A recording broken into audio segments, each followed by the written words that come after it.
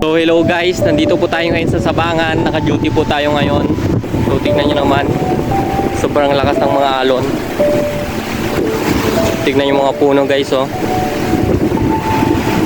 Mga buwal na yan. Ito kakabuwal lang nung nakaraang linggo.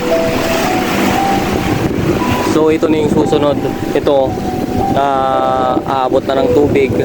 Nakakalungkot lang isipin na mawawala na naman tong mga puno na to. Unti-unting nilalamon ng tubig ang lupa nito. Tingnan nyo guys, ang dami nung nabuwan. Yun, nakakalungkot lang tignan. Nakakalungkot lang isipin na mawawala ang ating mga puno. Guys, oh, mamaya konti yan. Wala na, tibag na yan. Oh, yan, oh. See? Natibag na guys.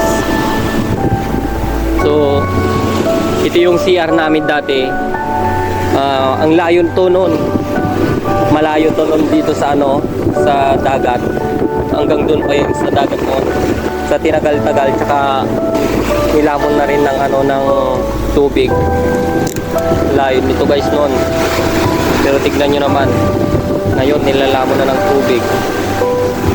Mga puno, kawawa. Kaya dapat sana alagaan natin ang ating kalikasan para hindi maging ganito ang ating mga puno, ating mga lupa. Itong Sabangan Island na to noon, sobrang lawak to noon. Pero tignan nyo naman, unti-unting nilalamon ng tubig dahil sa mga pang-aabuso sa ating mga kalikasan, sa ating mga puno. Oh, tignan nyo to guys, sobrang lapit na sa sa dagat. Kunti na lang, maabot na naman yan.